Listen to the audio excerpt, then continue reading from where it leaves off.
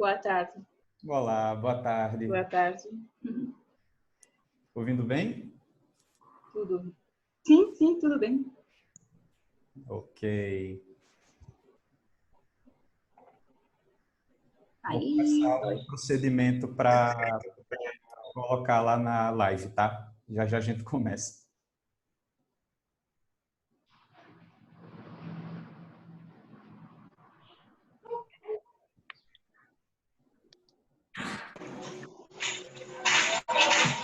oi. Boa tarde. Olá, boa tarde. Boa tarde. Boa tarde.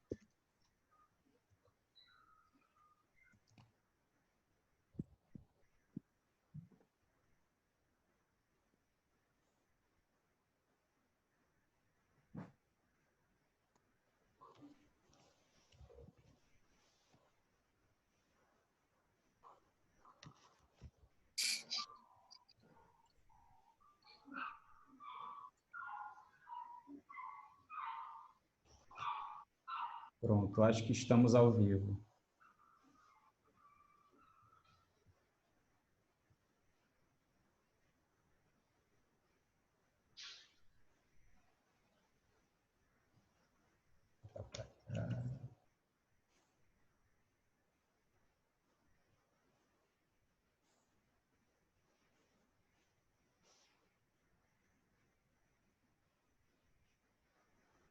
Olá, pessoal, boa tarde.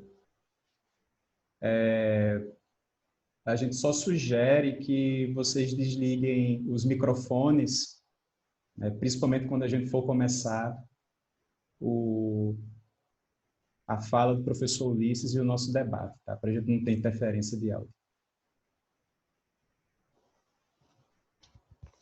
A gente só vai aguardar um pouquinho para chegar um pouquinho mais pessoas, uns 2 minutos, aí a gente inicia.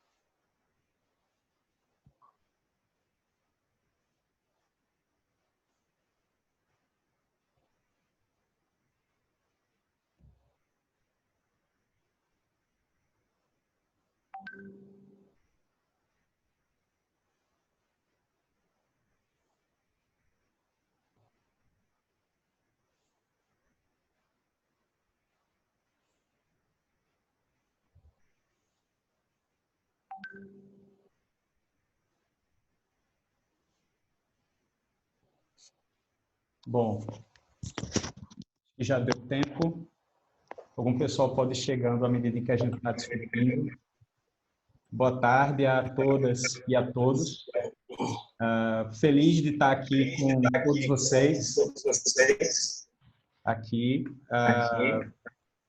Só vou desligar rapidinho aqui o microfone. Eu acho que é de Ulisses que está me dando uma...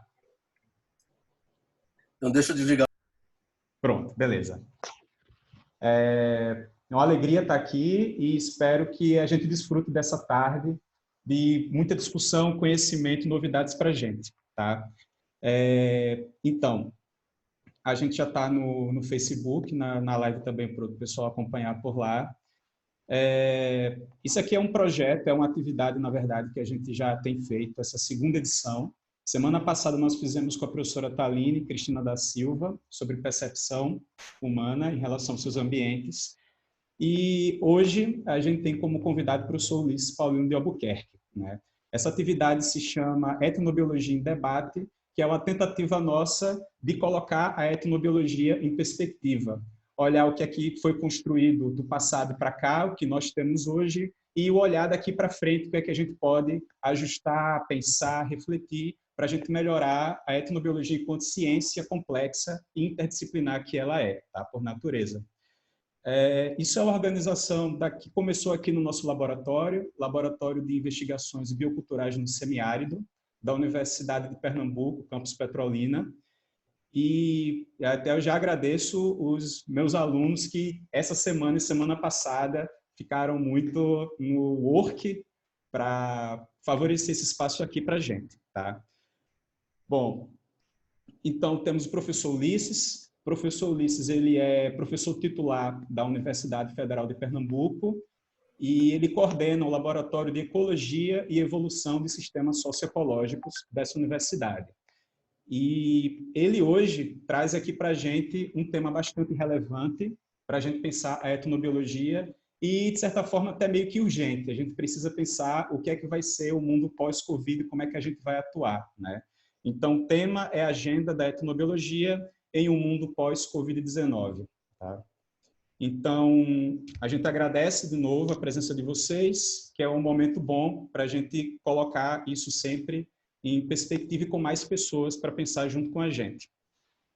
Bom, agora eu vou colocar algumas informações gerais sobre o nosso debate. Já que somos relativamente muitos, né, então eu vou colocar aqui umas sugestões para a gente seguir, para guiar o debate pós-fala do professor Ulisses. Tá? O professor Ulisses vai ter 20 minutos para colocar as ideias. Só uma dúvida, professor, você vai projetar? Não, professor. Tá, perfeito. Beleza. Então, tem 20 minutos para fala e depois 50 minutos de debate. Tá? Já que com 50 minutos e com tantas pessoas a gente não vai conseguir atender talvez todas as demandas de dúvidas, perguntas, então a gente pensou na seguinte organização. Mandamos por e-mail para que vocês acenassem com a mãozinha, raise hand, mas pelo volume a gente está pedindo que vocês também se inscrevam pelo chat. Vocês podem escrever no chat, quero perguntar, pode ser só isso, e aí a gente vai ter Marina, que é uma aluna nossa, e Thaís, que é outra aluna nossa, que vai estar organizando quando vocês estiverem se inscrevendo no chat. Tá? A mãozinha vai ajudar a gente a localizar você também, mas principalmente vai ser pelo chat. Então, eu vou avisar, vocês podem se inscrever. Acho que na primeira fala do professor Ulisses já dá para vocês se inscreverem, a gente pega as primeiras 4 nesse primeiro momento. Quando a gente tiver a primeira rodada das primeiras 4, aí a gente vai abrir para novas inscrições. Tá? A gente vai pegar as primeiras 4 que tiverem à medida em que o primeiro debate, né, da leva das primeiras 4 pessoas estiverem debatendo. É uma por vez. A Marina vai falar para a gente aqui quais são as primeiras 4 pessoas, aí eu vou chamando essas pessoas por vez. Chama a primeira pessoa, a primeira pessoa liga o microfone, fala, dialoga, e eu queria que a gente colocasse as nossas dúvidas por 3 minutos, tá? Para que a gente tenha também mais pessoas participando do debate. Então, quando for o seu momento de falar, acione o seu microfone para ficar tranquilo e comece a apresentar a sua dúvida, comentário, observação, perguntas em 3 minutos. Eu vou ficar controlando o tempo vou ficar um pouco no papel de...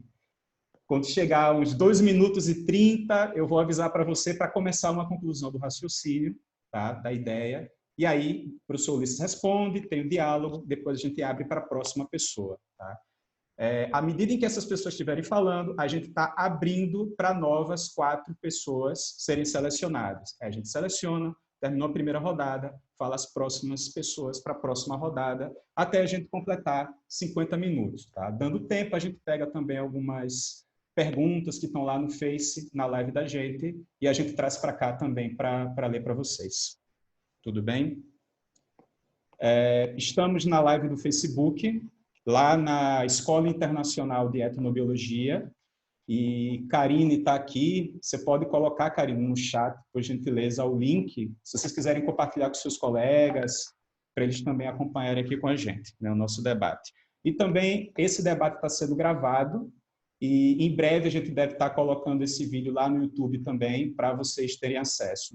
No YouTube do canal do LEA, que é o grupo, o laboratório que o professor Ulisses também coordena. Tá? Ele coordena o Laboratório de Ecologia e Evolução de Sistemas Socioecológicos. Vai ficar por lá. Então, para vocês saberem que o vídeo foi lá postado, então é interessante vocês se inscreverem no canal do LEA e também ativarem lá o sininho para quando o vídeo chegar, isso também ser notificado para você. Pronto. Agradecendo novamente o professor Ulisses, aqui, para fala, espaço. Muita alegria ter você aqui hoje à tarde com a gente. E eu passo a palavra para você, professor. Pode ficar à vontade. Está me ouvindo bem, professor?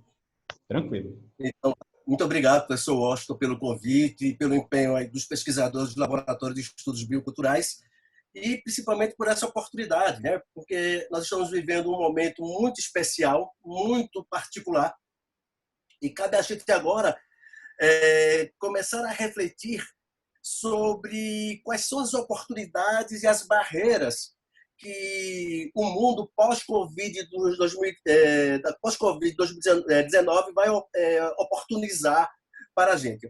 O que eu vou falar para vocês, que a gente vai conversar, vai ser um pouco das reflexões que a gente vem tendo ao longo dos últimos 2 meses. Mas também vai ser um pouquinho, uma breve pincelada, uma síntese de um artigo que deve estar saindo até o final desse mês na Nature Plants, e é um artigo em que 26 etnobiólogos de diferentes regiões do planeta estão colocando as suas expectativas, as suas esperanças em relação qual é o futuro da etnobiologia, ou como a etnobiologia deveria se reformatar para esse mundo pós-Covid-19. E, gente, eu acho que a gente tem muita coisa para conversar sobre isso, para pontuar, mas eu queria me basear em 2 aspectos, porque a gente vai poder fazer desdobramentos, conversar um pouquinho mais sobre isso. Mas tem 2 aspectos ou oportunidades que esse mundo pós-Covid-19 está trazendo para a gente que trabalha com etnobiologia. E por que a etnobiologia tem esse caráter, que eu diria assim, particular? É, como falou o professor Washington, uma ciência interdisciplinar.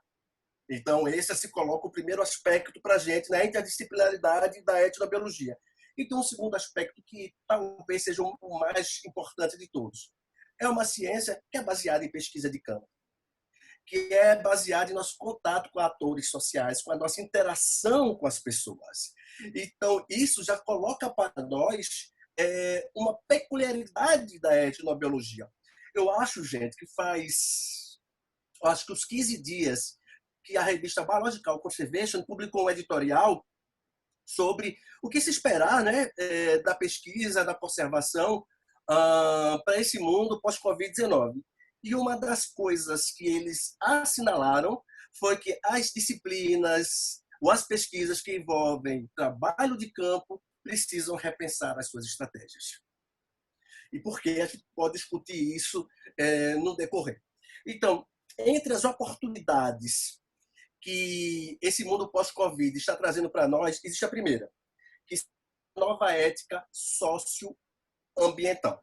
Mas, Ulisses, o que é que você está entendendo por essa nova ética socioambiental? Olha, nosso trabalho, como um trabalho baseado em pesquisa de campo, ele é todo voltado na interação com diferentes atores sociais. É bem certo que a Covid vai nos acompanhar ainda durante um bom tempo. É bem certo que povos e comunidades que já são vulneráveis socioeconomicamente passam a sofrer mais fortemente nesse cenário. Isso a gente não pode negar, que a vulnerabilidade socioambiental ela potencializa esse momento de crise. Então, nós como pesquisadores, nós como etnobiólogos, a etnobiologia se colocando como aquela mediadora entre a ciência, a sociedade, as comunidades locais, os nossos interlocutores, porque a etnobiologia atua nessa interlocução. Qual seria o nosso papel, se não pensar em evitar atividades de campo para não comprometer a saúde e a integridade das pessoas que trabalham conosco, das pessoas que estão envolvidas na pesquisa etnobiológica como os nossos interlocutores. Esse é o primeiro grande desafio que se coloca para nós. Um edital também recente de uma revista da área pontuou isso claramente, do Volpato, ele pontua isso claramente, de que a gente precisa rever as necessidades e a intensidade e frequência de trabalhos de campo em etnobiologia, isso durante algum tempo. Então, essa nova ética socioambiental traz esse primeiro aspecto, né? Esse primeiro forte aspecto. E um segundo forte aspecto, que eu diria dessa nova ética socioambiental, é que hoje, neste momento, muitas comunidades que nós chamamos de tradicionais, muitas comunidades indígenas e quilombolas estão altamente vulneráveis à Covid-19. E isso cobra de nós, pesquisadores, com pesquisas de base em campo, de um engajamento muito mais forte. Então, a gente precisa, de fato, se engajar. A gente precisa até repensar, a partir de agora, as nossas estratégias de retorno.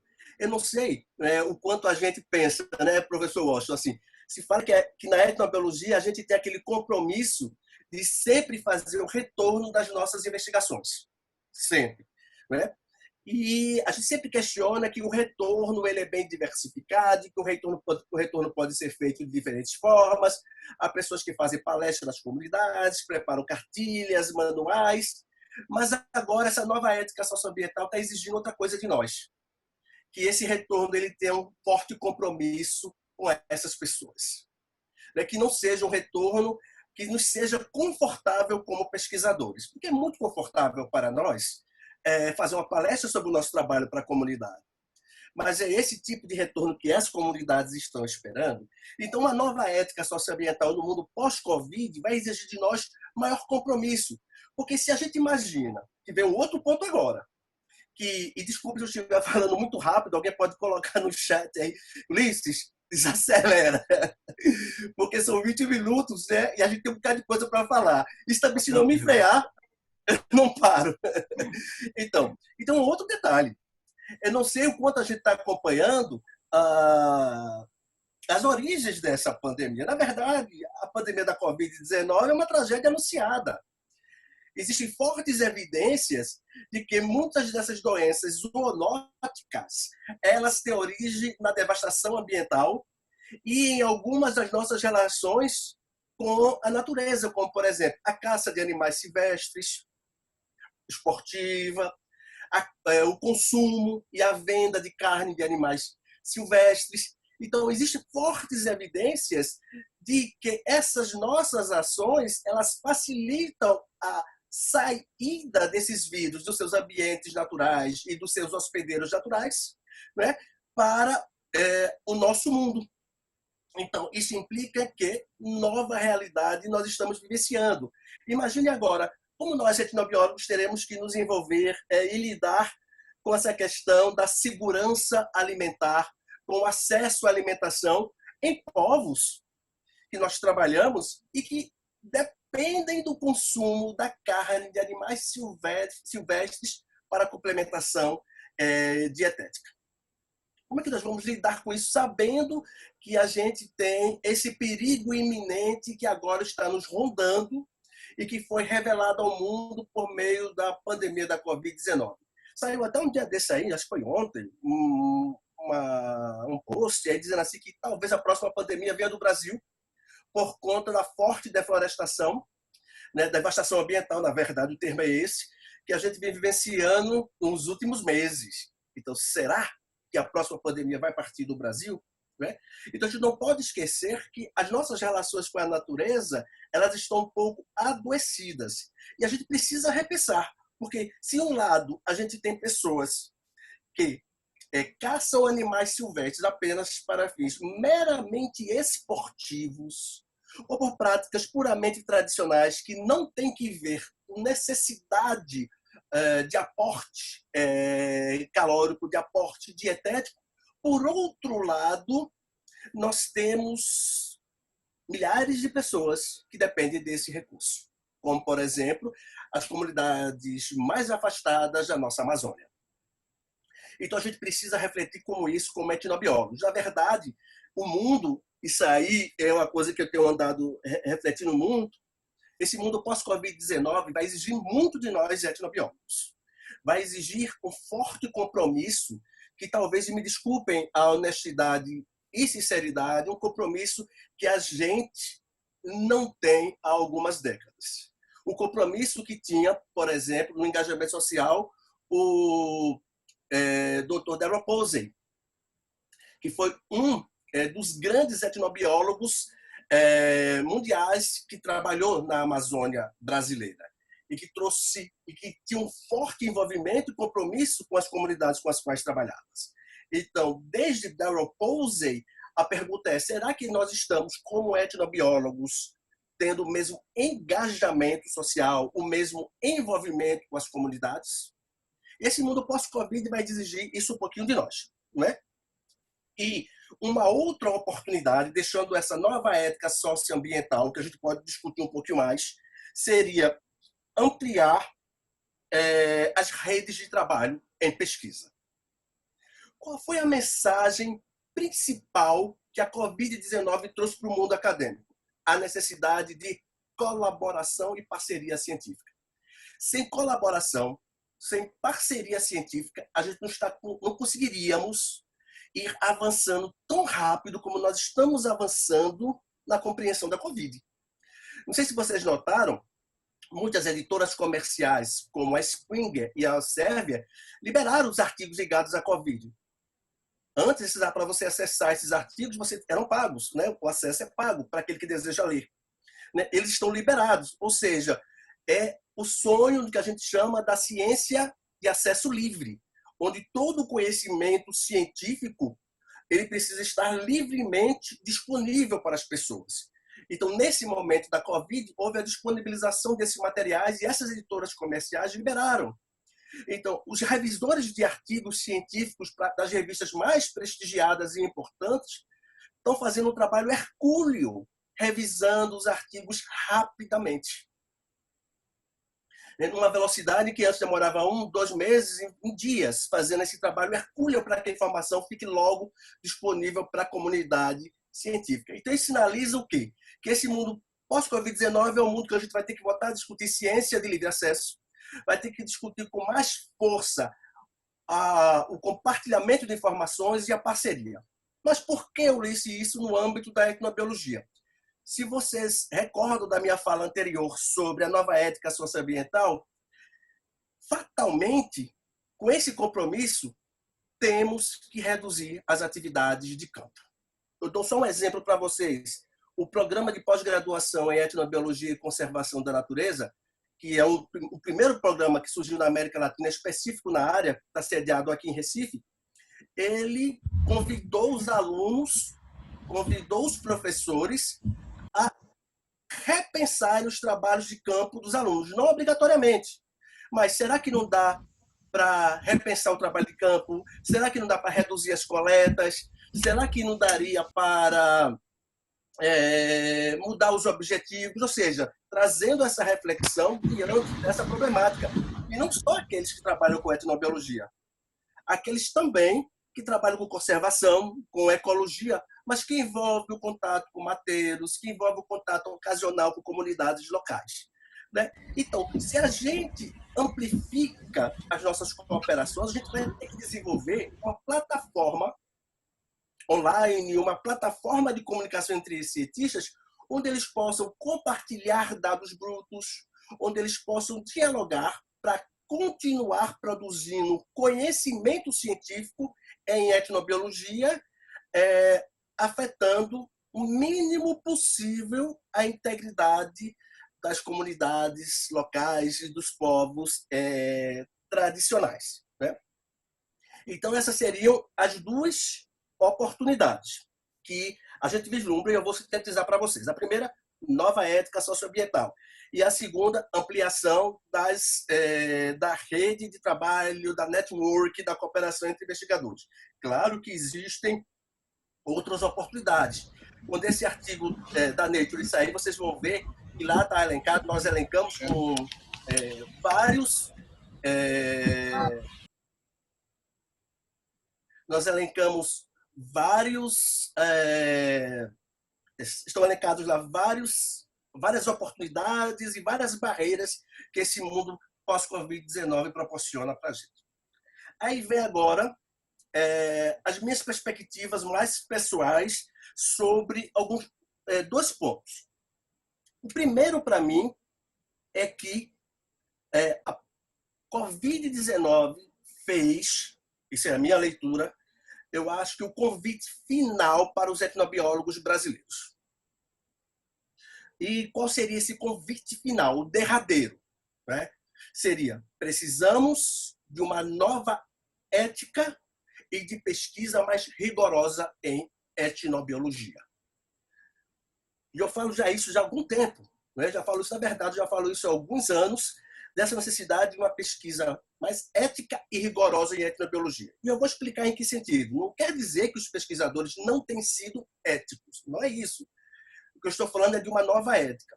Em que sentido? Em um mundo pós-Covid, em que a gente vai ter que reduzir os contatos, as interações sociais, e isso já é realidade hoje, claro que a gente não vai poder mais ir para campo, sensibilizar pessoas e comunidades para realizar pesquisas sem qualidade, com objetivos fúteis, superficiais e que não tenham significância para o estado atual de conhecimento. O que isso quer dizer, Ulisses? Não adianta ir para campo, fazer uma pesquisa em etnobiologia para redescobrir a roda ou reinventar a roda. Hoje a etnobiologia já avançou muito. Grupos de excelência espalhados pelo mundo estão produzindo conhecimento de ponta, ou que a gente chama de conhecimento de fronteira na área de etnobiologia. E honestamente eu falo para vocês que ainda no Brasil, infelizmente, a gente está resistindo ainda a ir para essa fronteira. Porque a gente insiste ainda e se apega em objetivos que já são, de certa forma, já estão fora do debate, fora da discussão. Luiz deu um exemplo para a gente. Um exemplo aqui. Embora fazer levantamento de usos de plantas e de animais seja relevante, a gente pode elencar aqui inúmeras relevâncias, mas isso por si só não incrementa o nosso conhecimento científico. Não é conhecimento de fronteira, não faz avançar o que nós sabemos sobre a relação pessoa de natureza, não faz avançar o nosso conhecimento. E nesse mundo pós-Covid, a sociedade vai exigir cada vez mais ciência de qualidade relevante para os cientistas. E está na hora da etnobiologia ouvir esse chamado, que já foi feito desde os anos 1990 e não teve efeito. E a gente precisa agora assumir a responsabilidade disso. Então, não dá mais para ir para campo, sensibilizar comunidades sem ter essa nova ética social e científica. Se precisar fazer esse movimento que se traga dados de relevância científica e ou social para aquelas pessoas que ali encontram-se envolvidas. Por que você diz isso, Ulisses? Porque, gente, hoje na etnobiologia tem claramente duas grandes vertentes.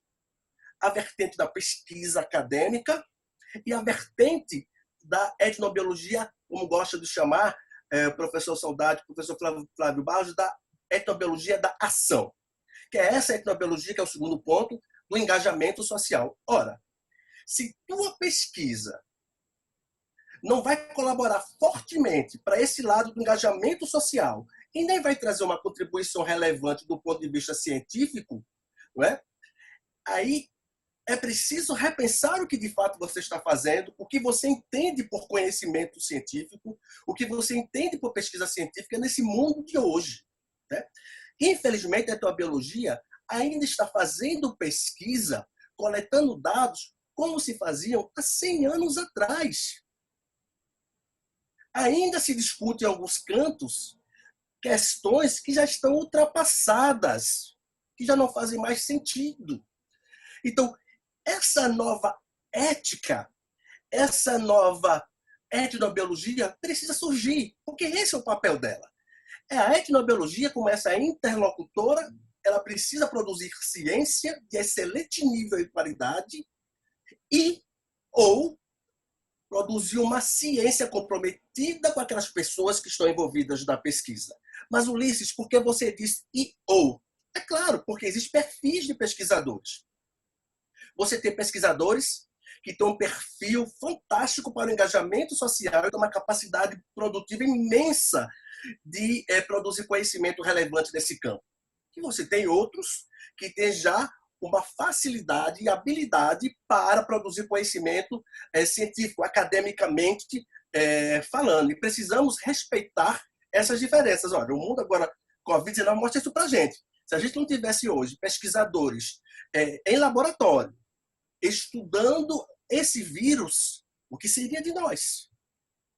Não é isso? Mas, ao mesmo tempo, se revela o que seria de nós se aqueles pesquisadores que estão hoje pensando as implicações sociais, humanitárias, psicológicas, afetivas, emocionais desse momento.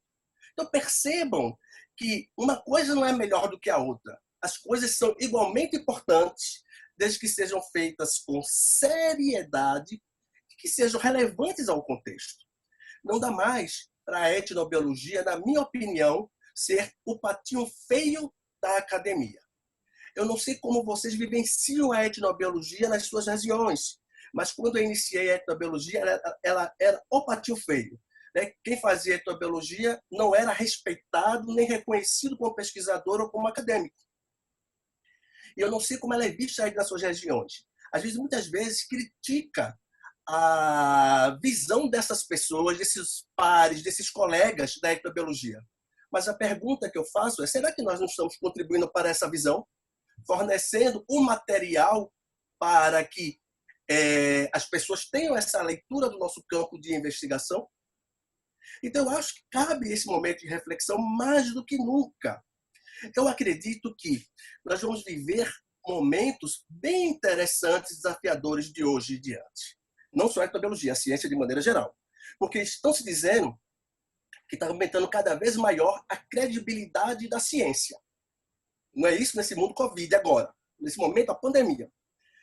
Mas a história mostra que quando esse período passar, a gente vai ter um picozinho de valorização rápido da ciência e depois a gente talvez venha cair novamente naquela dificuldade de aceitação.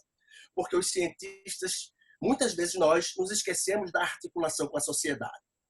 Hoje a gente amarga os frutos das nossas decisões passadas, do pouco envolvimento com a difusão científica, com a divulgação científica, as universidades encasteladas, e nós amargamos hoje o fruto disso, dessas decisões. Precisamos mudar. Não é? Precisamos interagir melhor com a sociedade. Mas também precisamos mostrar que temos capacidade de produzir conhecimento de base e aplicado que seja cientificamente importante e socialmente relevante. Bem, gente, essa era a mensagem que eu tinha para vocês. Basicamente, eu fiz uma síntese das minhas principais ideias e colocar aí à disposição para quem quiser discutir, tiver alguma dúvida, alguma pergunta.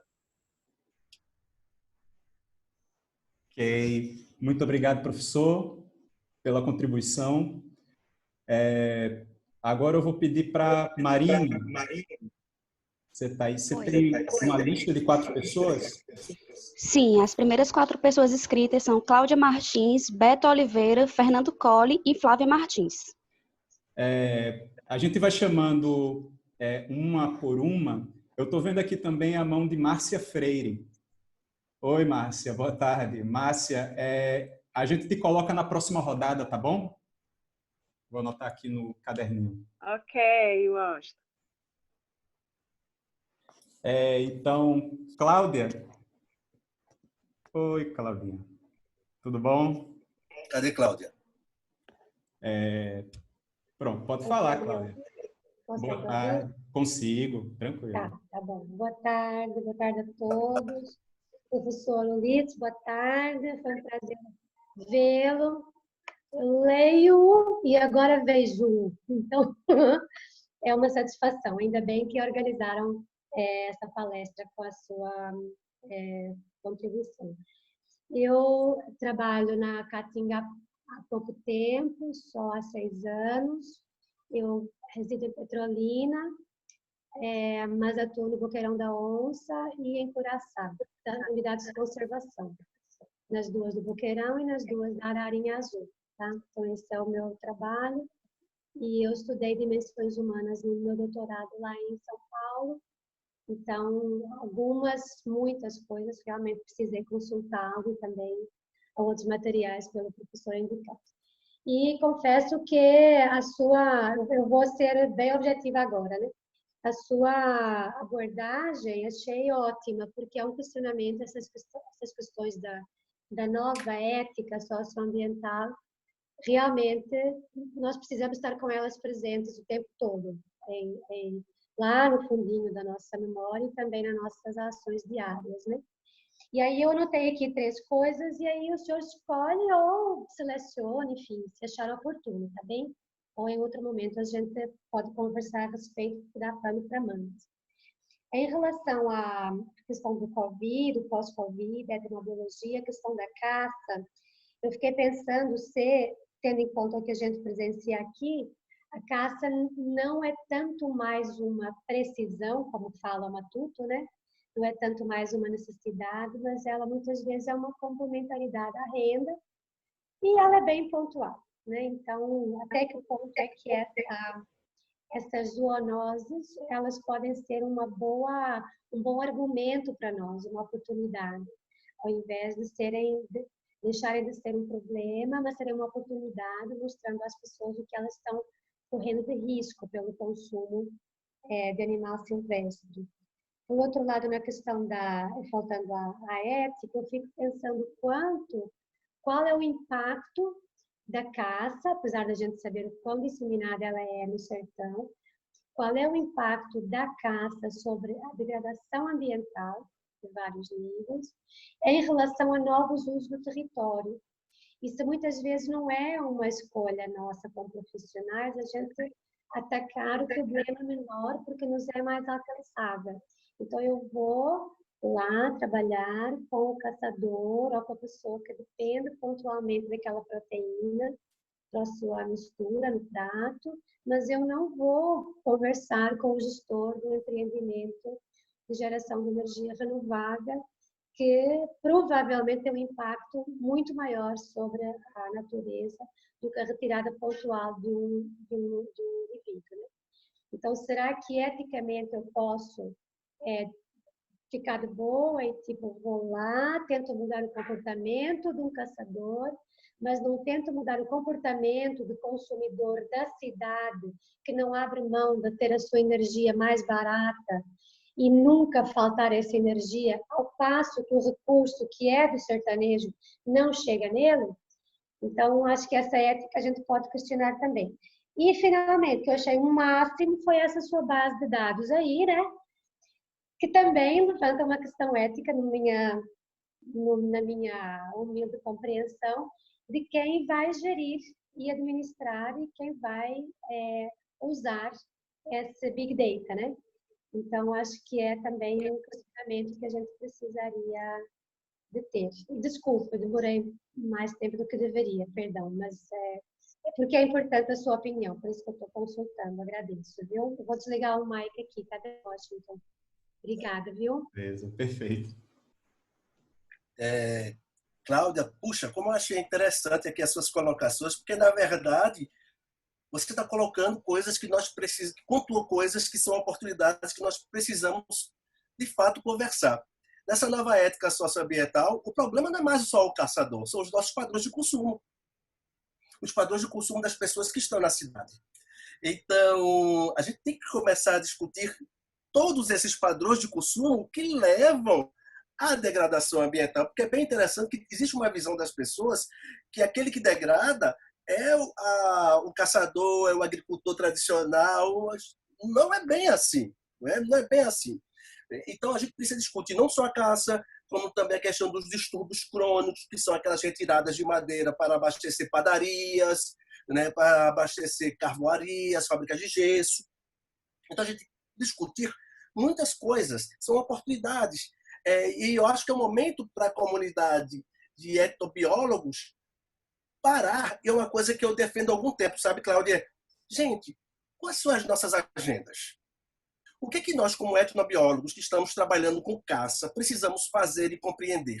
Mesmo, Cláudio, que a gente não consiga montar uma grande base de dados, mas já pensou se a gente conseguisse avançar em questões comuns, em que a gente conseguisse identificar, olha, para caça precisamos saber disso, disso aqui o outro, como consome, qual é a dependência alimentar, as pessoas têm segurança alimentar.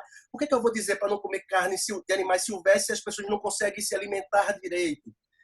Na Caatinga, por exemplo, você está certo, né? Os nossos estudos mostram também que a caça ela é basicamente a tradiçãozinha. Em muitas regiões, tradição, desculpe, não quis desmerecer, a tradição de beber cachaça no final de semana com uma certa ave, com um certo animal. Né? Mas ainda existe uma forte pressão de caça na Caatinga, por exemplo, para felinos. Um estudo recente agora de um doutorando nosso, o doutor Leonardo Chaves, mostrou que o padrão de caça na Caatinga está mudando. Está saindo dos animais de menor porte para animais de grande porte. Está se deslocando para os felinos na Caatinga. Um estudo que ele fez numa escala regional. Então, isso tudo são desafios. E administrar uma base de dados dessa, Cláudia, eu estava dizendo assim para os colegas a semana passada.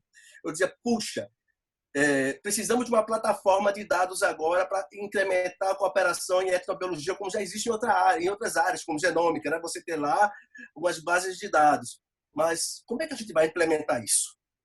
Né? É um desafio, e ao colocar aqui agora, eu estou colocando para algumas dezenas de cabeças para ajudar a gente a resolver esse problema. Mas como eu ficaria feliz se a gente conseguisse se reunir e identificar temas chaves, coisas que a gente precisa resolver, convergir esforços, sabe? Se a gente precisa ir para campo, que a gente vá para aquele objetivo, para coletar aquela informação que é uma necessidade geral da comunidade de cientistas, que é uma necessidade social, né? Não sei se te respondi, Cláudia, porque para mim também está sendo novo pensar todos esses desafios, não é? Está sendo bem desafiante esse momento, mas vai ser um exercício intelectual bem interessante para todos nós. Sim, eu agradeço. Respondeu sim. Acho que a oportunidade está aí para a gente começar nela, na verdade. Eu agradeço. Boa. Na sequência, Beto Oliveira. Oi, Beto, boa tarde. Ouvindo a gente bem? Ei, Beto. Estou ouvindo. Olá. Ulisses, primeiro, te agradecer por essa palestra, por essa conversa, na verdade, como é importante, né? E, cara, tu falou uma coisa sobre ética socioambiental, que é uma coisa que meio que sempre me chamou a atenção desde que do meu primeiro contato, né? Sou aluno de farmácia da FRJ e acabei descobrindo essa área da etnobotânica, que está dentro da etnobiologia. E sempre me incomodou porque falar de comunidades tradicionais é falar de quem está à margem há muito tempo, muitos anos, talvez desde o início, né, de tudo. Falar de políticas para todas esse coletivo. E dentro da etnobiologia sempre eu nunca vi isso ser falado com a necessidade, com a urgência que tem que ser falado. Eu sempre vi uma coisa meio tabu, assim. Você lê o artigo, ali no meio do artigo tem alguma coisa social, mas não é aquilo, assim. Então, pô, tu trazer isso, eu acho que hoje está mais do que na hora da gente rever isso, de enfrentar isso, de encarar os determinantes sociais, de encarar todo o papel do pesquisador como um instrumento para auxiliar a pesquisa, auxiliar também a autonomia das comunidades. E tu falou sobre medidas urgentes, né? E eu queria que tu falasse um pouco mais sobre quais medidas urgentes a gente tem que tomar em relação a isso, sabe? Como considerar todas as particularidades, principalmente nesse cenário assim, de Covid.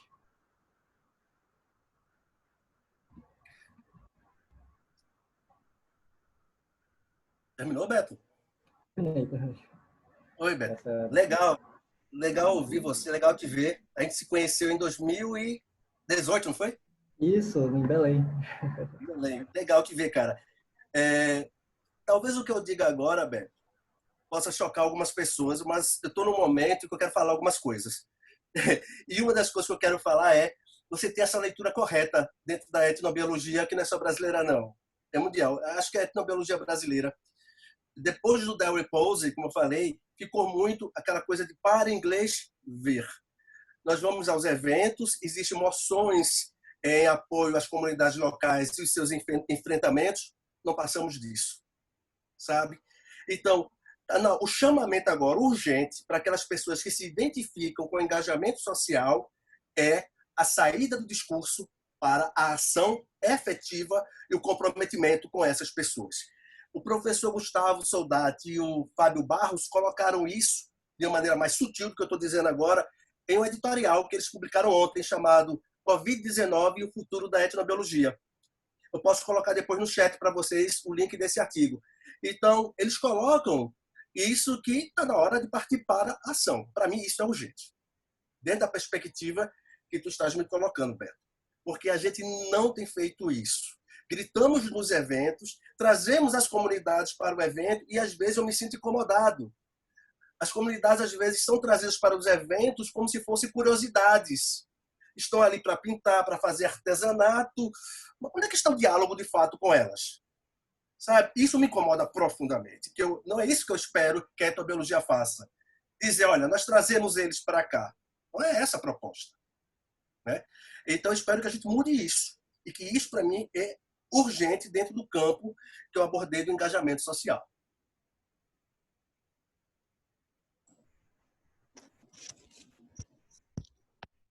Ok. Obrigado, Beto. A próxima pessoa é Fernando Collin. Falei correto? Oi, Fernando. Boa tarde. Eu estou no Culiacán, Sinaloa, México. Eu sou técnico em documentação de coleções botânicas no Jardim Botânico Culiacán. Boa tarde. Eu gostaria de perguntar 3 questões. A primeira, quais seriam os valores de essa ética socioambiental? Quais seriam as prioridades de essa ciência etnobiológica nova? Como seria o mecanismo para cambiar essa ética da etnobiologia nova?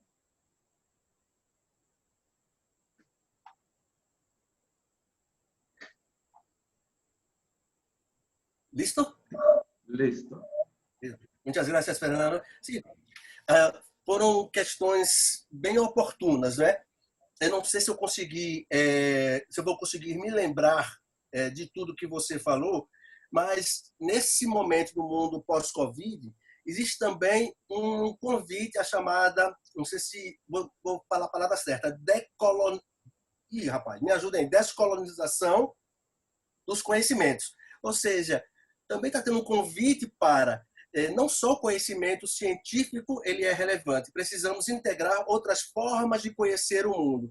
Então, acho que um passo importante que a etnobiologia pode fazer é intermediar essa discussão entre a academia e outras formas de conhecimento para entender os novos desafios do mundo. E uma coisa que eu também eu acredito, Fernando, que fazer essa transição para uma nova ciência etnobiológica exigiria que a gente começasse a pensar um pouco mais quais são as nossas prioridades, que é uma coisa que nós não temos definidas ainda, as prioridades da pesquisa em etnobiologia. Na verdade, a etnobiologia é um campo tão diverso de conhecimento, existe tanta diversidade, que o desafio hoje é encontrar um modelo conceitual que pelo menos integre todas essas abordagens, que esse é o primeiro desafio. Se a gente consegue hoje propor um modelo conceitual que integre todas as abordagens em etnobiologia, fazer essa transição para um novo mundo vai ser mais fácil. Mas enquanto a gente for um campo de conhecimento tão diversificado desse jeito, sem algo em comum, sem um eixo integrador, vai ser difícil chegar nesse momento. Uma coisa que eu acho desafiadora, Fernando, é que eu não sei aí no México, é México que você está, né? Sim? Eu não sei como é no México, mas no Brasil existe uma noção equivocada de que fazer etnobiologia é fácil. Qualquer pessoa pode fazer etnobiologia. E o que acontece? A gente vê se multiplicar pessoas e pesquisas que ignoram a trajetória da etnobiologia e reinventam a roda. Redescobrem coisas que já foram feitas, ignoram a literatura clássica. E isso gera muito ruído. Muita informação se gera e que a gente acaba não avançando como deveria. Eu acho que o primeiro nenhum pesquisador acorda hoje e vai dizer: vou começar amanhã a fazer biologia molecular e mapear o genoma do Covid-19. Mas por que as pessoas podem acordar no dia seguinte e dizer: amanhã vou fazer um trabalho de etnobiologia? Sabe? Eu acho que essa ética também passa por aí, pela ética profissional, de que hoje esse mundo que nós estamos vivendo, e essa ciência, exige cooperação. Se eu não sei, eu procuro quem saiba. Mas essa nova ética implica que os cientistas desenvolvam a humildade das relações acadêmicas, de buscar o outro quando não souber responder a sua questão e pedir ajuda para alguém para complementar a sua abordagem. Eu não sei se te respondi porque as suas perguntas, porque não me lembrei bem de algumas delas. Mas desculpa se eu não te respondi. Desculpa-me se não he logrado contestar as suas perguntas. Está bem? Sim, tudo bem. Muito obrigado. Graças. Seria... sim, sim. Tudo bem. Pode ficar à vontade. Tem um tempinho. Obrigado. Tá. Aqui, a última pessoa dessa primeira rodada é Flávia Martins. Olá, Flávia. Boa tarde. Boa tarde. Obrigada pela oportunidade, né? É sempre bom ouvir Ulisses. E esses espaços aqui, eu acho que são importantes para a gente discutir. Já tinha conversado isso. Estão me ouvindo? Sim, estou muito bem. Eu acho que é um espaço importante para a gente poder discutir mesmo, né? Mesmo que a gente, muito provavelmente, dessas discussões, a gente não sai com respostas prontas, mas a gente vai avançando, né? E aí eu também vou querer fazer você traz 3 grandes ideias, Ulisses, e a gente quer falar sobre tudo. Então, eu vou fazer também algumas pontuações mais para a gente discutir mesmo, e pensar e refletir.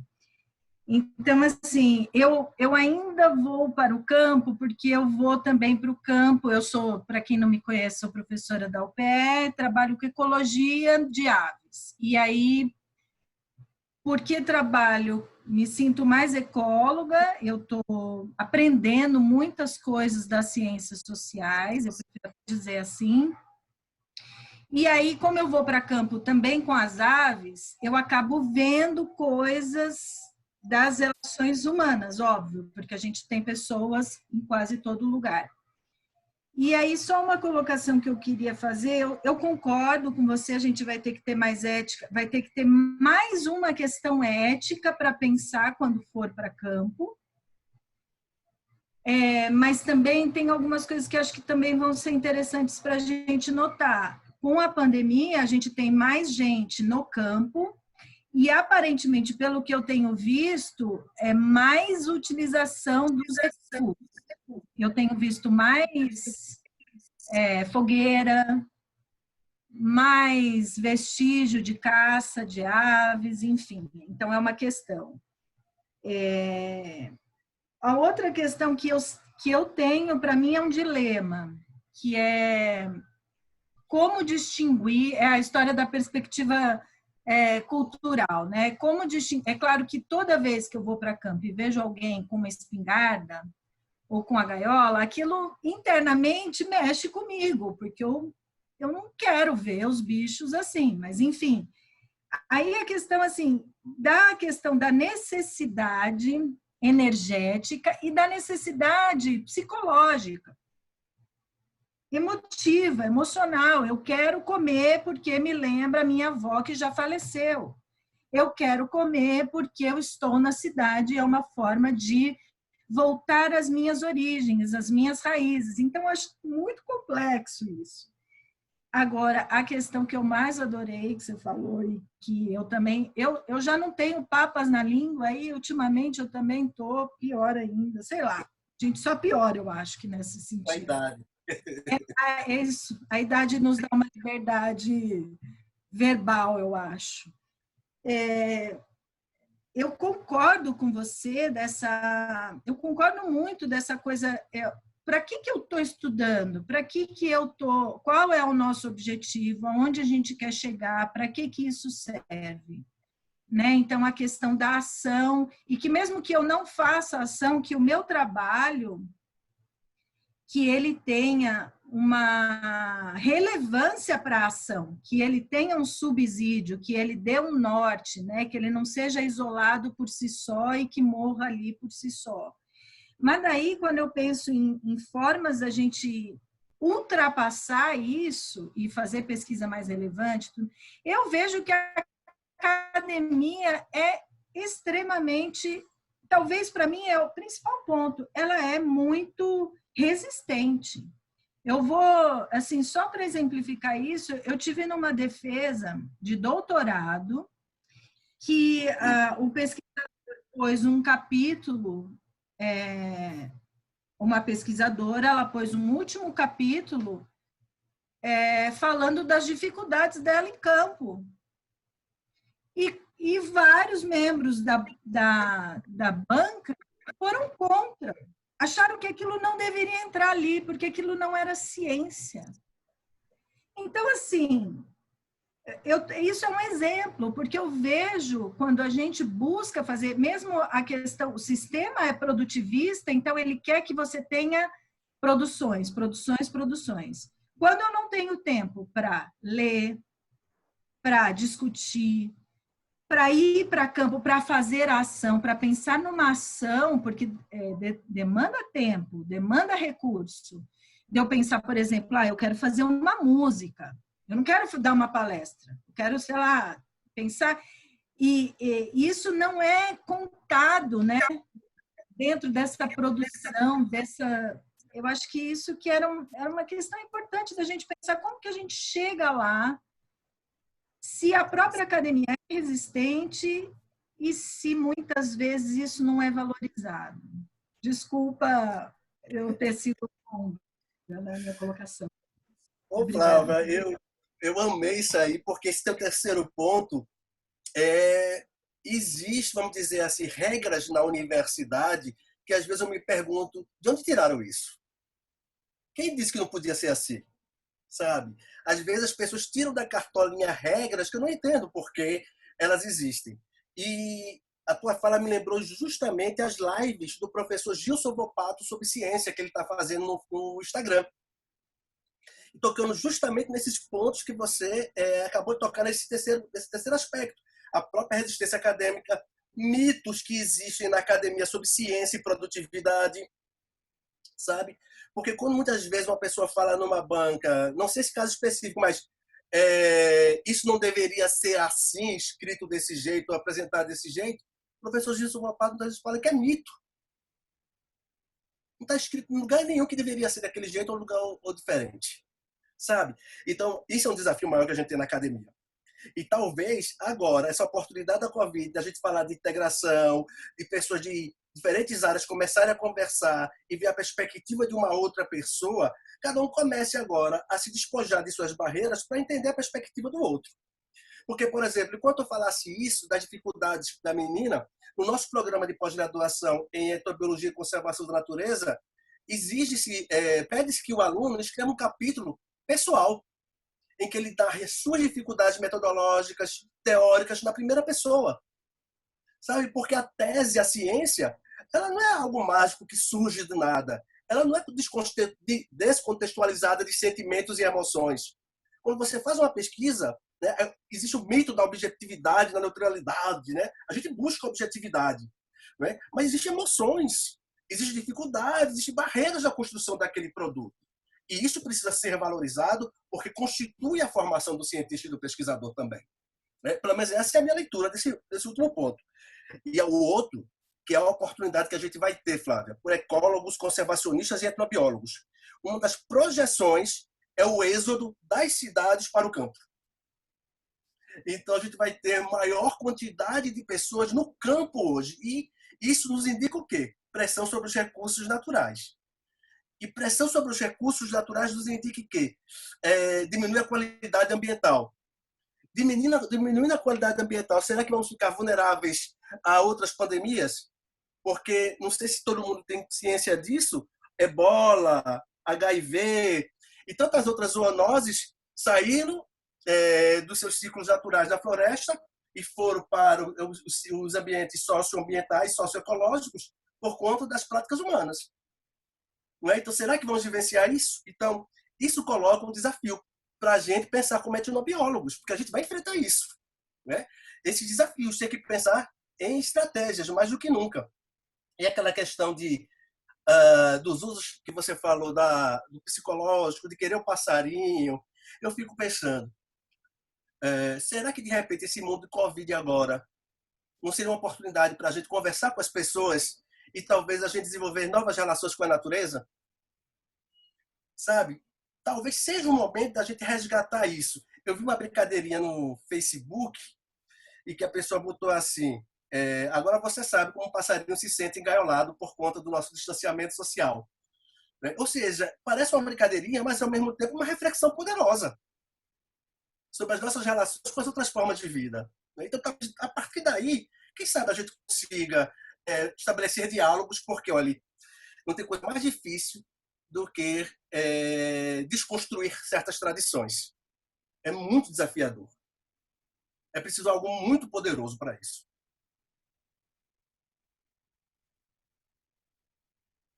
Concordo. Acho que é isso mesmo. Obrigada. É mais uma reflexão mesmo, né? A gente vai construindo, né, esses passos todos. Verdade. Obrigado. E a gente pode começar uma segunda rodada.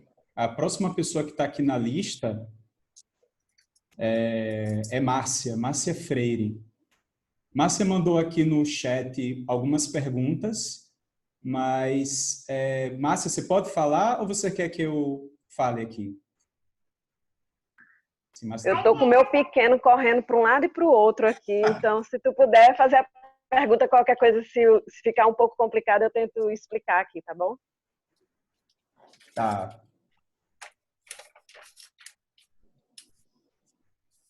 Então, tem um aqui que eu vou ler, tá bom? A alimentação é algo importante, está relacionado aos diversos aspectos culturais conectados à saúde e à economia, por exemplo. Vemos que o turismo pode interferir na alimentação local, pois influencia hábitos alimentares e contribui para o comércio de recursos locais, acarretando impactos de sobreexploração para o turistas, mas o consumo de subprodutos ou processados baratos pela população local. Como lidar com isso? Como agir perante esses resultados? Washington, tu poderia repetir, por gentileza, porque cortou várias vezes a tua fala. Eita, desculpa. A alimentação é algo importante e está relacionada aos diversos aspectos culturais conectados à saúde e à economia, por exemplo. Até aí, tranquilo? Muito bem. Vemos que fatores como o turismo podem interferir na alimentação local, pois influencia hábitos alimentares e contribui para o comércio de recursos locais, acarretando impactos de sobreexploração para o comércio para os turistas, mas o consumo de subprodutos ou processados baratos pela população local. Aí a pergunta de Márcia, com base nisso, é como lidar com isso? Como agir perante esses resultados? Isso é extremamente desafiador. E agora eu vou até falar que a gente, em etnobiologia, a gente precisa de pesquisas sobre alimentação e hábitos alimentares com outros formatos. Hoje a gente conta com a doutora Michelle Jacob, que está pensando nisso. Pensando que quando a gente for falar agora quando a gente fala de alimentação, a gente tem que levar em consideração, isso eu aprendi com ela, a gente tem que levar em consideração todo o contexto que está ao redor da alimentação, como você falou. E para a gente que trabalha com etnobiologia, os dados que a gente coleta em campo, muitas vezes, não permitem a gente ter dados para fazer inferências, sejam elas científicas ou sejam elas inferências sobre dieta e segurança alimentar ou inferências sobre políticas públicas, né? Eu recomendaria o editorial que a professora Michelle Jacob publicou na Ethnobiology and Conservation sobre o assunto, em que ela explana as necessidades de dados e informações que a gente tem mediante esse desafio que você colocou, Márcia.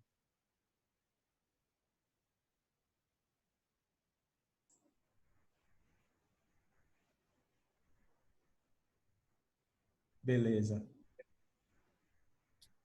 Acho que Márcia quer falar. Professor, o que eu percebo assim, é que a gente tem um problema bem sério quando a gente fala de alimentação, porque muitas vezes as pessoas elas estão passando fome, né? Então elas precisam muitas vezes daquele alimento para poder, como subsídio realmente subsistência alimentar, né? E a gente vê que algumas práticas são erradas e visualiza isso em campo. Então, quando a gente vê, por exemplo, no caso do trabalho que eu fiz com pescadores dando preferência à comercialização dos peixes, porque são produtos mais, do ponto de vista comercial e econômico, valem mais, e deixando de comer aquele peixe para poder comprar, por exemplo, um produto processado, né? Uma carne processada que é mais barata. E que você vê, pegando casos da área de saúde, a quantidade de idosos e de pessoas que têm problema de pressão, de crianças nessas comunidades que têm obesidade infantil, né? E que você chega na casa de um pescador e o menino está comendo hambúrguer porque não tem peixe na casa do pescador, né? Porque era mais barato eu comprar o hambúrguer do que eu comprar eu realmente consumir aquele peixe. É mais importante eu vender aquele peixe, né? Então, como é que a gente lida com esse tipo de situação se a gente consegue visualizar isso nas nossas pesquisas, né? E aí parte da questão da educação ambiental, da educação da área de saúde, mas que está relacionado com outros aspectos econômicos, né? Márcia, você tocou no... E obrigado por participar pela sua palestra, viu, Ulisses? Estou fazendo aquele esforço, botei o menino ali na televisão, que é uma coisa que eu não faço muito, para poder tentar me explicar aqui. Eu vou te ver também, Márcia. Márcia, você colocou um assunto assim que quantas angústias como etnobiólogos nós temos, né? E essa é uma grande delas. E Sabe como essa sua angústia hoje está potencializada porque todo o drama do derramamento de óleo no litoral nordestino está sendo coberto agora por essa pandemia e as comunidades de pescadores estão tendo que lidar com o derramamento de óleo ainda e suas consequências e tendo que lidar com essa pandemia. E aí, etnobiólogos que trabalham com pesca, que estão no campo com essas comunidades, o que é que vocês estão fazendo e pensando? Sabe, é esse momento, sabe, Márcia, de chegar e ouvir as pessoas e o que é que a gente pode fazer por vocês. Esse é o momento da gente fazer o engajamento. Eu confesso que não sei o que responder para essa tua pergunta especificamente como uma grande estratégia. Não sei, porque é algo que é muito desafiador e que não envolve somente a minha boa vontade, ela é importante para ajudar a mudar o cenário, mas também interesses políticos ao redor. Não é isso? Então, é um desafio muito grande. Já pensasse em alguma coisa nesse sentido? Na verdade, eu acho que, quanto à academia, a gente está estagnado, está parado.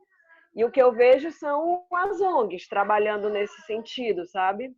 Então, eu acho que a gente tem que se envolver mais com essas ONGs para tentar fazer algum trabalho. Então, por exemplo, as próprias ONGs estão fazendo campanhas de arrecadação de alimentos, de EPIs. As comunidades, elas, pelo menos aqui no Ceará, que é o que eu posso falar, elas estão isoladas. Então, no sentido de elas não estão deixando ninguém entrar com medo, né, do Covid. Então, é uma forma delas também se resguardarem. Então, eu continuo tendo contato com as comunidades com quem eu trabalhei, e elas estão dizendo que, por enquanto, está tranquilo, mas estão fazendo essas barreiras, né?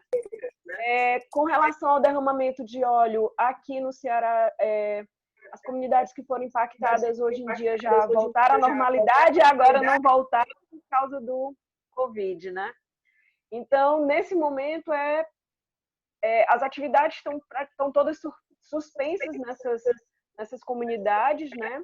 E eles estão fazendo o máximo possível para evitar que alguém de fora entre na comunidade ou quem está dentro da comunidade saia para poder retornar e, de repente, com o vírus, né? Então, eles estão meio que bem pavorosos, na verdade, nesse sentido.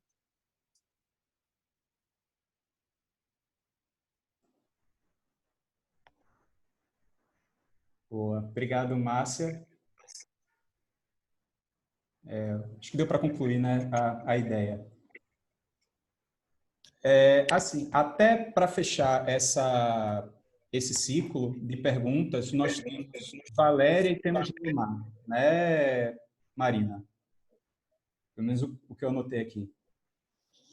Tem Sâmara também. Desculpa. Sâmara, Valéria e Leomar, nessa sequência. Tá? Leomar me mandou uma mensagem agora. A gente anotou você aqui. Tranquilo. Então, Sâmara. Está ouvindo a gente? Tem também o Igor está falando, que também estava escrito.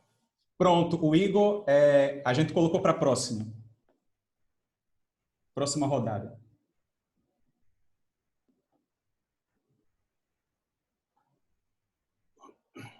Sâmara, a gente não está lhe ouvindo. Não. Boa tarde, gente. Boa tarde, professor Ulisses. Oi, gostaria de agradecer por essa tarde de colaboração.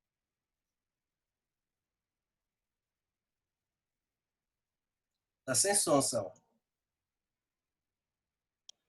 Oi. Eu tenho duas perguntas aqui. Aí você vê se dá para responder as duas ou se só uma. Eu sou uma pessoa entusiasta da ciência, né? Eu me empolgo muito com questão de divulgação científica, gosto muito de ver as pessoas valorizando a ciência, como o senhor comentou durante a sua explanação. Eu acredito que as pessoas do senso comum estejam um pouco mais propensas a acreditar em fake news, por exemplo. E isso acaba prejudicando a comunicação entre a ciência e as pessoas do senso comum. Então, eu gostaria de saber quais medidas vocês poderiam sugerir para que haja uma aproximação entre as pessoas comuns, né, e o conhecimento científico. Uma segunda pergunta tem relação com o meu trabalho de mestrado, que eu acabei de concluí em fevereiro com o professor Washington. E lá nós pesquisamos sobre as doenças mais evidentes e sobre os seus respectivos tratamentos com plantas medicinais e medicamentos de origem biomédica. Como resultado, nós encontramos que as doenças infecciosas eram mais comuns dentro da comunidade, e também os tratamentos, tanto com plantas medicinais como medicamentos biomédicos, tiveram maiores quantidades em relação às demais doenças.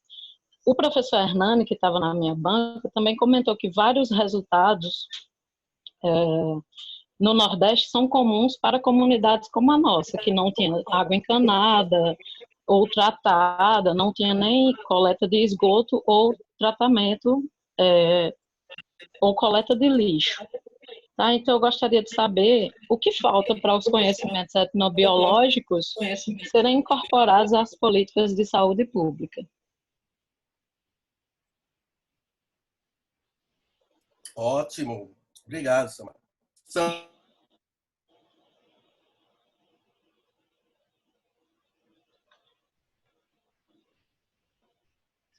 A gente está vivendo realmente um momento muito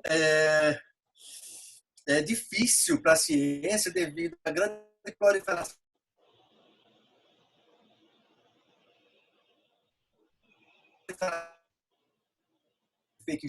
por conta de um baixo letramento científico. E eu acredito que as universidades têm culpa disso. Por quê? Eu acho que nas universidades, onde as pessoas deveriam aprender a pensar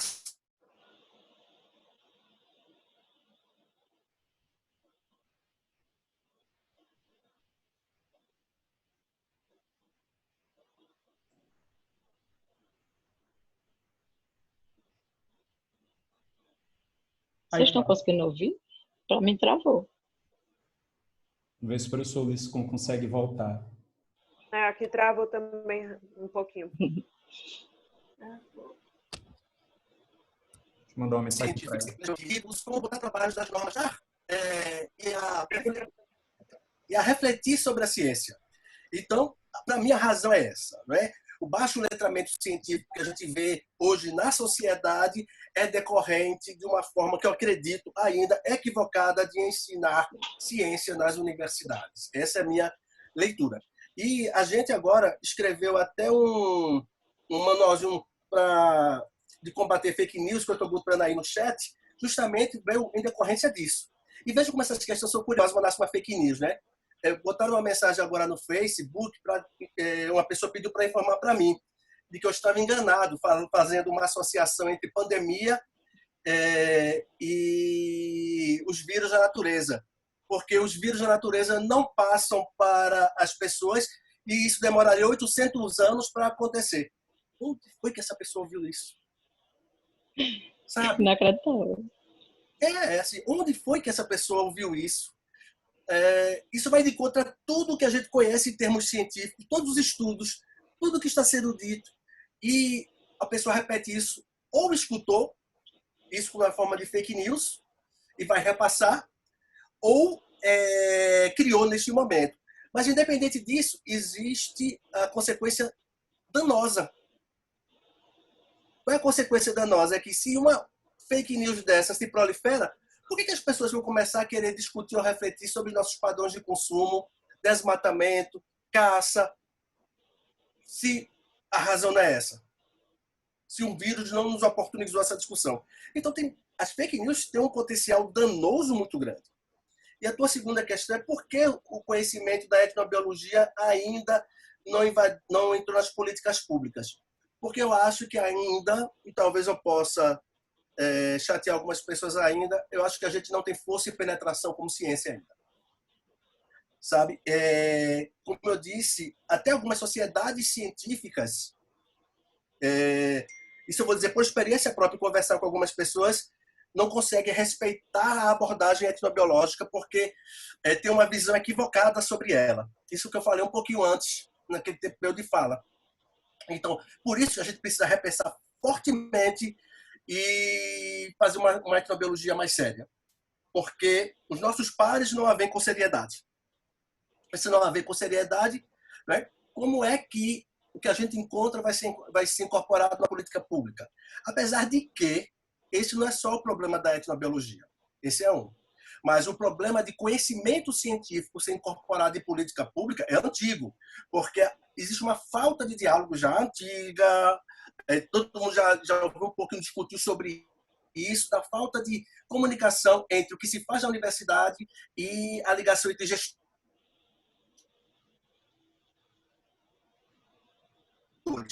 Sabe? Se é difícil para a gente não falar com os gestores.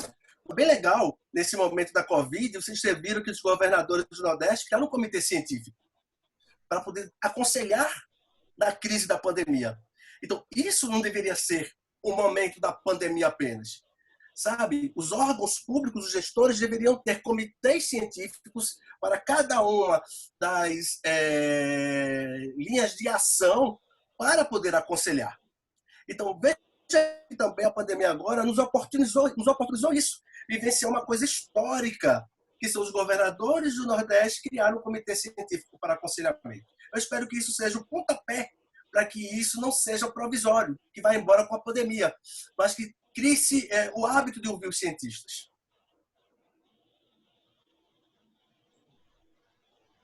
E respondi? Sim. Obrigada. Obrigado a você. Só uma coisa, as pessoas esquecem que a gente é animal também, né? É incrível isso. Com certeza. Eu acho impressionante como elas esquecem que a gente é bicho. E se a gente é bicho, a gente pega a doença de outros bichos. Quando eu dou aula sobre classificação, eles sempre colocam o ser humano fora. Uhum. Coisa histórica.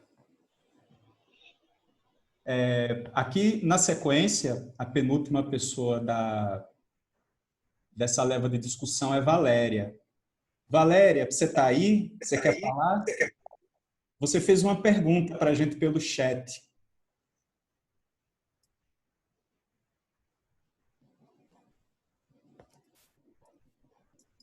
Não sei se está. Valéria escreveu sobre a contribuição da discussão para a pesca, que é o estudo dela, pesca. Eu queria chamar... Oi. Oi. Oi, boa tarde. Oi, Valéria. Agora ouviu? Estou ouvindo, tranquilo. Boa tarde. Meu nome é Valéria, eu estou iniciando o mestrado, eu moro em Cáceres, Mato Grosso, Ciências Ambientais. Aí o que eu escrevi foi referente ao professor fazer uma contribuição referente à pesca, porque o meu trabalho, o meu projeto vai ser, nós estamos assim engajando num projeto referente a esse assunto, fazer um levantamento não socioeconômico, mas socioambiental, voltado para o clima, voltado para o assoreamento, né? Então, assim, eu estou captando todo o conhecimento de todo mundo, live, tudo que é possível para adquirir conhecimento para poder fazer essa escrita. E quando eu for a campo, que eu estou iniciando agora, e devido à pandemia e o Covid-19 também, né, que ele está, acho que assim, incomodando muita pesquisa de muitas pessoas aí, barrando alguns mestrandos e doutorandos, e aí eu estou captando esses conhecimentos de pessoas, de mestrados, doutores, como o professor Ulisses. Então eu gostaria de ouvir assim, o que ele tem, né, para trazer referente a esse assunto, que eu observei que vocês falam muito de animais, caça, animais, né, e aí eu gostaria de ver mais, ouvir um pouco sobre as pesca, peixe, né? O que tem aí a etnobiologia que possa estar me dando uma luz, né, para poder entrar a campo e ter um conhecimento melhor sobre esse assunto. Porque agora que eu estou estudando a etnobiologia, né, eu estou aprofundando mais. Não, eu conhecia, não é que eu não conhecia essa profissão. Mas eu estou aprofundando agora com esse projeto com meu orientador. Oi, Valéria. Obrigado pela tua contribuição. Olha, eu vou falar mais em termos genéricos, um conselho que eu daria para qualquer pessoa, sabe, que está iniciando o trabalho. Você escolheu um tema, pesca, que é bem interessante, e vou dizer, dentro dos estudos etnobiológicos no Brasil, é uma das áreas que nós temos muita gente trabalhando, muita gente boa e com pesquisas de excelente nível. Eu vou te indicar 3 pesquisadores para você olhar o Lattes, que tem publicado sobre pesca e com excelente nível de contribuição científica, que é a doutora Alpina Begossi, da Unicamp, o doutor Renato Silvano, da URGS, e a doutora Priscila Lopes, da UFRN. Essas pessoas têm toda uma trajetória acadêmica trabalhando com pesca e os trabalhos deles podem servir de inspiração para você fazer uma pesquisa. Eu não sei qual é o foco da sua pesquisa, se você vai tentar fazer uma contribuição para o avanço do conhecimento científico ou uma contribuição local, uma contribuição social. Independente do que for, existe um passo essencial. O que foi que as pessoas fizeram antes de mim? Quais são as carências de conhecimento que existem nessa área para que a minha pesquisa possa, se houver lacuna de conhecimento na área de etnobiologia da pesca, que meu trabalho venha colaborar com essa lacuna. Se meu trabalho pretende preencher uma lacuna de caráter social, local, tem que se escutar as pessoas, aquelas envolvidas para onde você vai dar aquela informação. Então, nada prescinde nesse momento de você estudar bastante, conhecer a área para saber o que foi feito, para que você colabore trazendo uma novidade no tema, uma novidade para a área.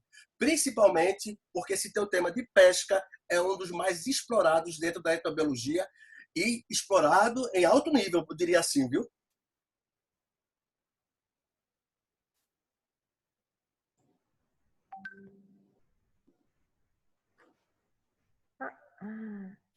Oi, tá ouvindo? Estou ouvindo. Eu agradeço, professor, essas colocações que o senhor fez, foi de extrema importância. Eu peço só para o senhor repetir novamente o nome dos 3 doutores, que eu anotei aqui. O último é Priscila? Priscila Lopes, da UFRN. A Márcia Freire colocou agora aqui no chat o professor José Geraldo Marques, só que o Zé já se aposentou, está aposentado, mas tem uma obra seminal clássica que é Pescando Pescadores. O professor Renato Silvano, da Universidade Federal do Rio Grande do Sul, e a doutora Alpina Begossi, da Unicamp. Com essas 4 referências, eu não estou dizendo que não existem outras pessoas. São as pessoas que me vêm na cabeça agora, né? Pessoas que têm um contato mais de perto da literatura delas. Não tem errada você não conseguir fazer um trabalho com bons referenciais.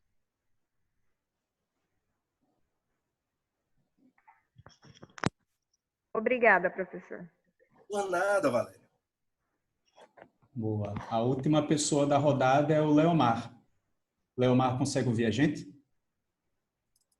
Alô. Boa tarde, pessoal. Boa tarde. Estou ouvindo.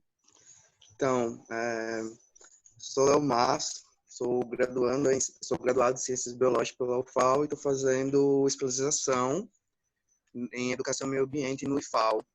E, assim, o que eu queria perguntar, né, professor, vai fazer uma conexão do que o colega, que eu esqueci o nome dele, mas é um estudante de farmácia, ele pontuou, né, sobre a questão dessa nova ética, né, se pôr em prática pós-Covid. Assim, eu achei interessante o que o professor Ulisses colocou, só que tem acho que um ponto na discussão que eu creio ser pertinente nesse momento, assim, principalmente para a gente pensar nesse novo marco ético pós-Covid, que é sobre a questão da neutralidade na pesquisa, porque isso é um ponto que há muito tempo ele me causa um certo incômodo, assim, por como é colocado. A gente, quando fazia parte do movimento estudantil, né, algo que a gente sempre ouvia e, consequentemente, às vezes acabava repetindo, é que no capitalismo neutro só tem o sabão, assim. Então, é complicado, eu creio, entender uma neutralidade num trabalho de campo quando você está chegando em determinado local e está fazendo essa troca de conhecimento com essa população, principalmente que nós, como pesquisadores, né, muitas vezes, infelizmente, alguns com, digamos assim, tem uma arrogância acadêmica que vê o interlocutor como uma mera ferramenta de coletar dados, assim, não vê também o fator humano, a questão do caráter social, ambiental, socioeconômico, enfim, alguns pontos. E aí, assim, o que eu achei interessante numa palestra que ocorreu foi que os dois participantes numa mesa de etnobiologia, eles colocaram essa questão da neutralidade e falando que uma pesquisa voltada para a etnofarmacologia é interessante porque vai levar para a população um medicamento pronto, mas a gente sabe como é, por exemplo, a indústria farmacêutica. Então, a minha pergunta é nesse ponto, professor, assim, como é que vai entrar essa questão da neutralidade nessa nova ética pós-Covid?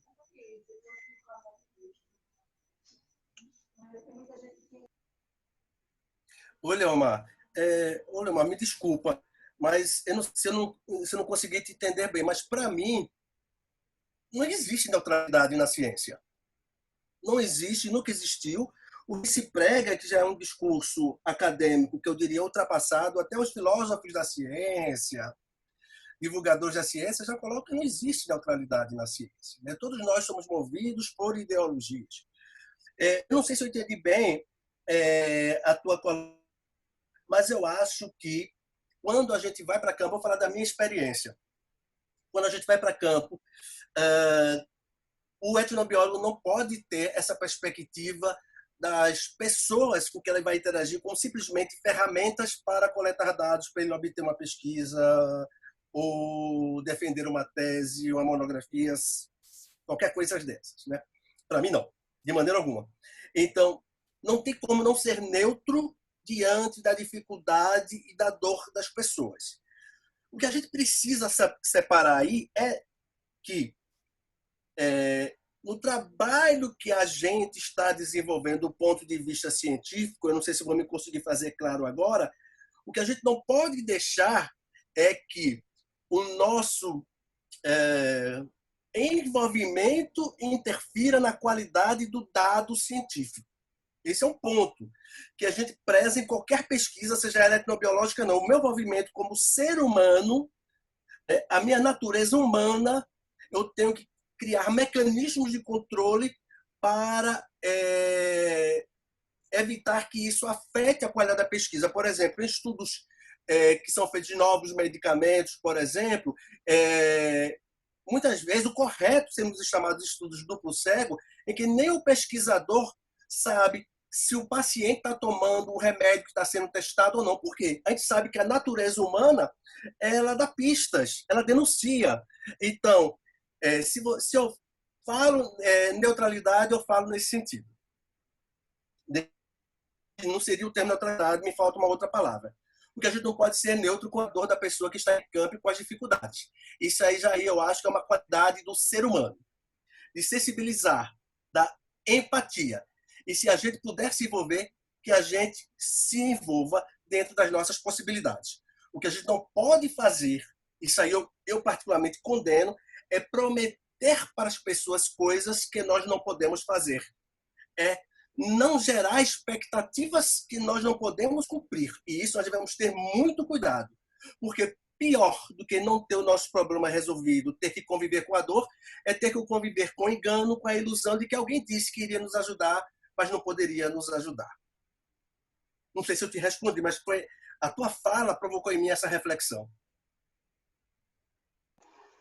Então, pessoal, eu concordo com o senhor e a minha pergunta é só para esclarecer esse ponto mesmo, porque assim, foi essa palestra que ocorreu em Marechal Deodoro, no IFAL, na Semana do Meio Ambiente, que eles promoveram uma mesa sobre etnobiologia, no qual os dois palestrantes eles tocaram nesse assunto, né?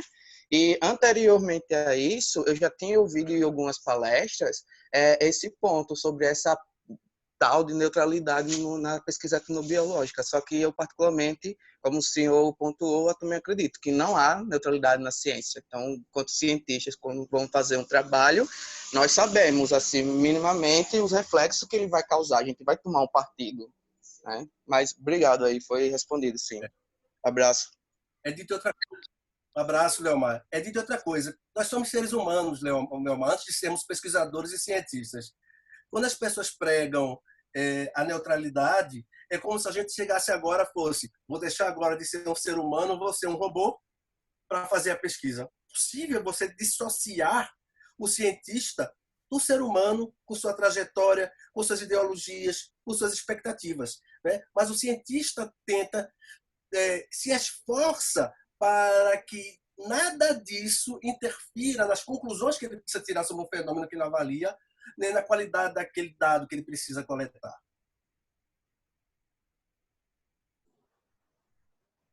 Boa. Tenho, com a pergunta do Leomar, a gente fecha a segunda rodada e a gente já está caminhando já, quase praticamente ultrapassando os 50 minutos. A gente tem inscritos, eu acho que aí a gente já fecharia, né, pelo tempo, o Igor e a Vanilde, e tem uma pergunta que eu recebi aqui no Face, tá? Aí, tudo bem a gente fechar com essas 3 próximas? Professor? Por mim também. Tá bom, tranquilo. Para não cansar muito você também, né? Eu já sou um jovem senhor.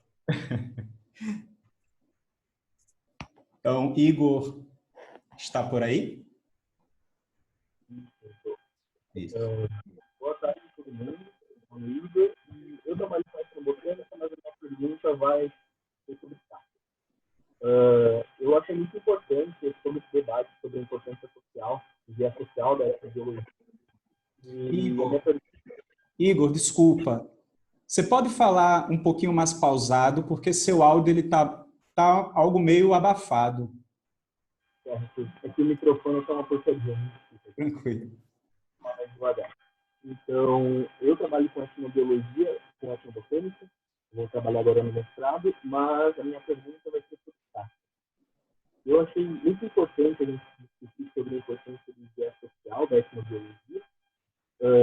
Então, nesse sentido, eu gostaria de perguntar, no caso, quando a gente tem a carne de caça inserida em um contexto de identidade coletiva e cultural de um povo, quando o consumo dessa carne não é, por exemplo, só por uma necessidade energética, mas quando ela é usada em um ritual, por exemplo, como é o caso do paparico, ancestral rodo do Campinho, então é usada em contexto ritualístico. Como que a gente, como etnobiólogo, deve lidar com essa questão de quando a carne de caça está relacionada a uma identidade coletiva e cultural? Desculpa de novo. Eu não sei se o professor Luiz está conseguindo te ouvir. Eu não estou conseguindo te ouvir direito. Eu ia pedir, o professor Oscar, para você tentar me dizer o que ele estava falando, porque está muito ruim o som. Eu também não estou conseguindo ouvir.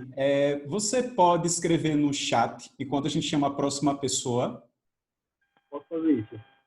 Tá. Obrigado, Igor. Obrigado, Igor. Abração. A próxima pessoa aqui é Vanilde. Está ouvindo a gente? Estou. Estão me ouvindo? Boa tarde. Aqui do Sul, muito friozinho.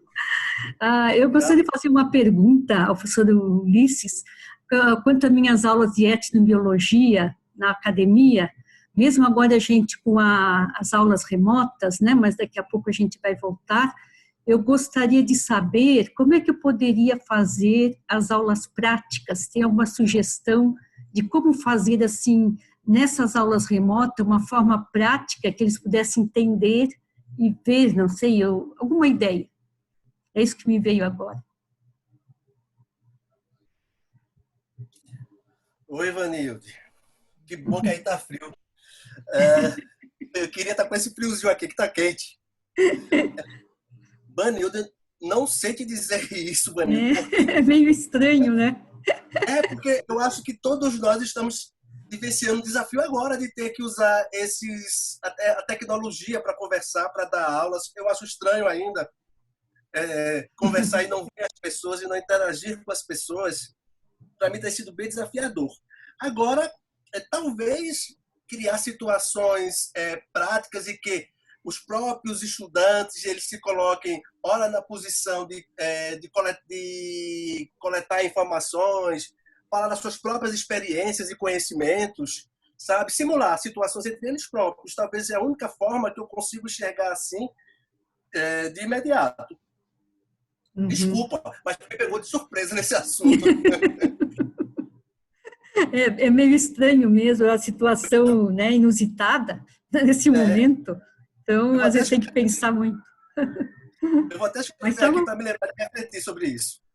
Tá bom, obrigada. Obrigado a você. Obrigada.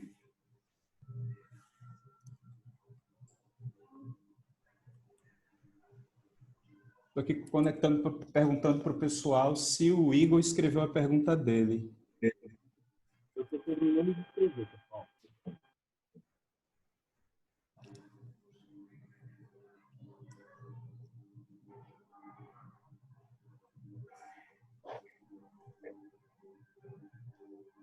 Tá.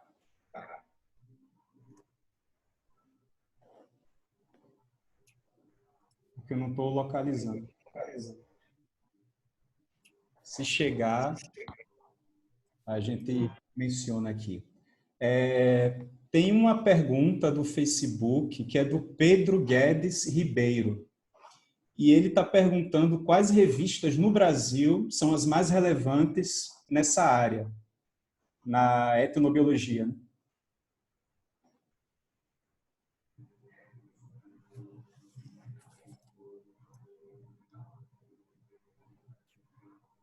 Oi, Pedro.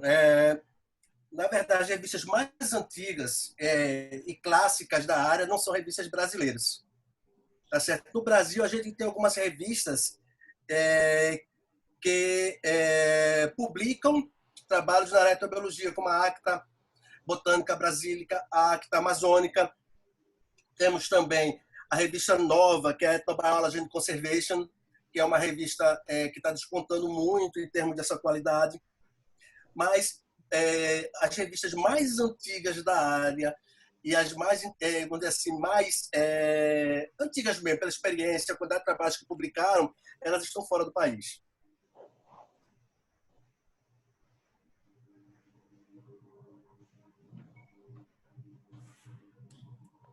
Bom, pelo tempo, a gente já está avançando.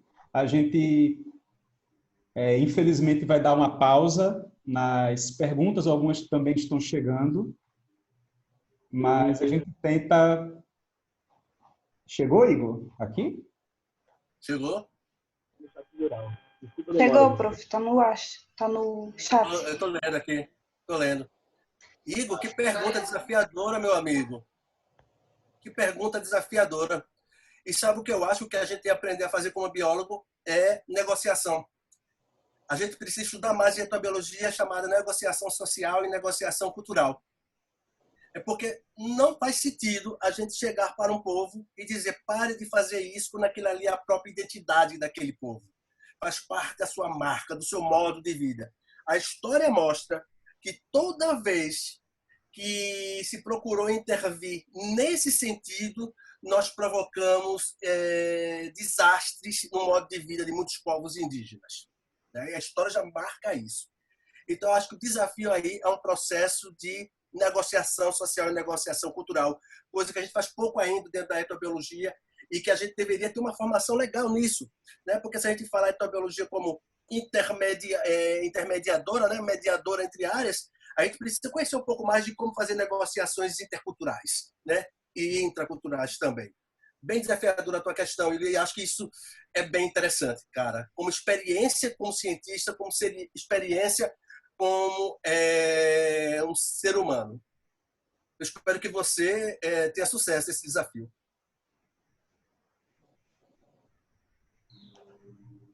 Ok, obrigado, Igor. Bom que deu certo. Então, pelo tempo, vamos para a parte final do nosso debate. Tudo tranquilo, professor? Professor Washington, pois não? Tá tudo tranquilo? Tá, tudo tranquilo. Ótimo. Já agradecendo o professor Ulisses, eu acho que se tem uma coisa que, pelo menos eu estou saindo cada vez mais dessas discussões, é mostrar o quanto é que a nossa disciplina, o nosso campo científico, ele é complexo e a gente precisa assumir isso para a gente. A complexidade desse campo, sua interdisciplinaridade e que a gente tem que lidar com isso cada vez mais daqui para frente, né? E tem sugestões de literatura correndo.